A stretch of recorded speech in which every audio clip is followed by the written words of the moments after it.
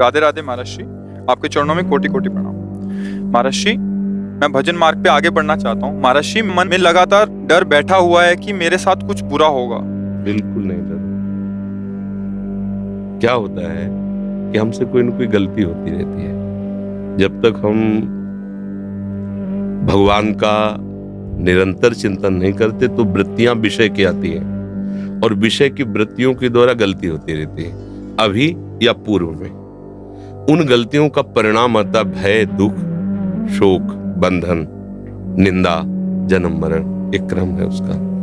ये जो मन में भय आया है, ये कोई पूर्व का कर्म है जो अज्ञान आवृत करके मुझे भयभीत कर रहा है। एक जगह ऐसी जहां आपको कोई भय नहीं सता सकता, वो है भगवान के चरणारविंद। अगर उनका तुम में अपनापन हो जाए तो हर समय आप देखोगे कि भगवान का बल आपके अंदर जागृत है कि कहीं भय नहीं रहेगा। जब रात्रि थी तो दिन आ ही रहा है और दिन है तो रात्रि आएगी।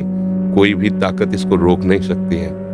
भगवान श्री राम का राज्याभिषेक सुबह होने वाला है। पूरी अयोध्या आनंद से मगन है और सुबह उनको 14 वर्ष का वनवास हो जाता है। पूरी अयोध्या में शोक छा जाता है। तो हम डरे क्यों?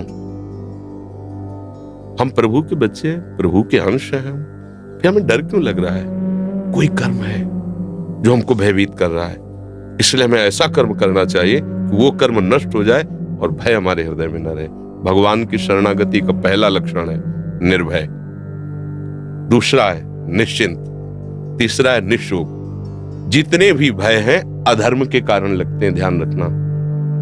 कहीं भी चाहे जितना गुप्त रूप से अगर छोटा सा भी अधर्म हुआ है तो सबसे पहले वो आपको भय प्रदान करेगा, फिर जलन प्रदान करेगा, फिर विघ्न रूप में वो आ जाएगा, रोग रूप में, समाज के प्रतिकूल व्यवहार रूप में आपके सामने आ जाएगा, फिर हमारा संतोष भाव बिगड़ जाएगा। भूल करके भी कोई असत आचरण न करे और जो असत आचरण हमारी भूल से हो गए हैं उनके निदान के लिए हम, जैसे एक कांटा दूसरे कांटे से निकलता है, ऐसे हम ऐसा बलि सत आचरण करें जो उसको नष्ट कर दे। वो है भगवान का भजन, दूसरा कोई नहीं।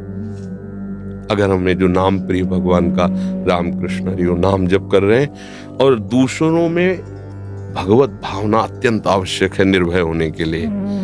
जब तक हम किसी को व्यक्ति मानते रहेंगे तब तक हमें भय लगा रहेगा। हमें यह है कि ये व्यक्ति संचलित भगवान से है और भगवान मेरे हैं तो ये वही करेगा जो मेरा कल्याण होगा, मेरा मंगल होगा। ये बिल्कुल मेरा मंगल नहीं कर सकता। आप तो इतनी अवस्था के हैं। प्रहलाद जी 5 वर्ष की अवस्था के थे। हिरण्यकश्यप त्रिभुवनपति था, सारी शक्तियां उसके हाथ में थी और जो मन भाया सो किया प्रहलाद के साथ। आग में जलाया, क्या क्या नहीं किया। इतना भी नहीं डरे, ना किसी भी तरह का उनको ताप प्राप्त हुआ। बस उनको था मेरा भगवान है, मेरा भगवान सर्वत्र है, वो मुझे बहुत प्यार कर रहा है, मेरी सुरक्षा भगवान कर रहा है। एक तपस्वी परीक्षा लेने के लिए चक्रवर्ती सम्राट महाराज अम्बरीश जी के पास जाता है केवल इस बात से कि मैं तपस्या का धनी हूं, ये राजा होते हुए मेरे से भक्ति में कैसे बड़ा माना जा सकता है। परीक्षा के लिए गए और उनसे चूक हो गई। इतने महाभागवत को उन्होंने दोष ना होने पर दोषारोपण कर दिया। वो एक आगे कथा है लंबी, और कृत्या उत्पन्न कर दी।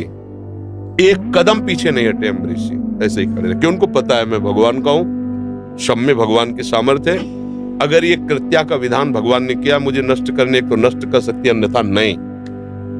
क्या हुआ? सुदर्शन चक्र प्रकट हो गया, कृत्या को नष्ट किया और दौड़ा करके पूरे त्रिभुवन में जलाया। दुर्वासा जी को मारा नहीं क्योंकि वो भी भगवान के जन थे। हमें अगर भगवान पर विश्वास हो जाए और ये भावना हो जाए कि सब भगवान की शक्ति से संचलित है। देखो, प्रभाव अलग अलग हो सकता है यंत्र का, लेकिन बिजली तो एक ही है। हीटर में, कूलर में, चाहे वो शीतलता प्रकट करे व गर्मी प्रकट करे या कोई कार्यरत हो या अकार्य, बिजली तो बिजली है। ऐसे ही कोई दुष्ट स्वभाव वाला है या अच्छे स्वभाव वाला है, वो या क्रियारत है या शांत है, सब में भगवत तत्व विराजमान है। हमें ये बात आ जाए कि तुम निर्भय हो जाएंगे, निश्चिंत। मेरे पास जो कुछ है वो कितना है? इतना छोटा सा है। अनंत ब्रह्मांड है। उन ब्रह्मांडों को रचने वाले भगवान को कितना समय लगा ब्रह्मांड रचने में? इतना। इसे निमेष कहते हैं। इतना निमेष, भ्रकुट विलास, इतना भ्रकुटी विलास सृष्टि लय हुई, इतने समय में रच गया है। मेरे मालिक हैं, अगर किसी कारण से मेरा पद जाता है, मेरा प्रभाव जाता है, मेरी संपत्ति जाती है, मेरी अनुकूलता जाती है, तो मेरे स्वामी 1 सेकंड में इससे बड़ी अनुकूलता दे देंगे।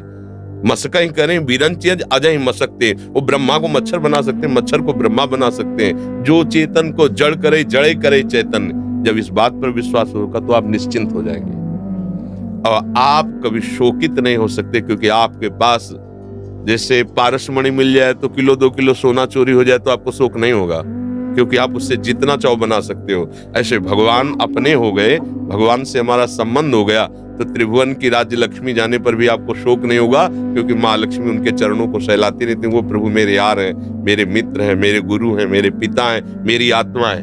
तो निश्चिंतता, निर्भयता, निशोकता तभी रह सकती है जब हम प्रभु का आश्रय ले और निरंतर नाम जप का अभ्यास करें। अंदर ही अंदर जो नाम आपको प्रिय हो वो स्मरण करते रहें और कभी दूसरे का अहित ना होने दें। भगवान ने जो आपको सेवा दी, जो आपको पावर दिया, वो भगवान का पावर है। आप उसका प्रयोग करके भगवान की पूजा कीजिए।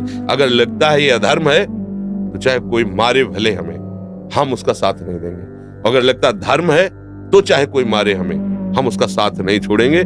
इसमें भगवान प्रसन्न हो जाते हैं। भगवान धर्मो रक्षति रक्षता, जो धर्म की रक्षा करता है धर्म।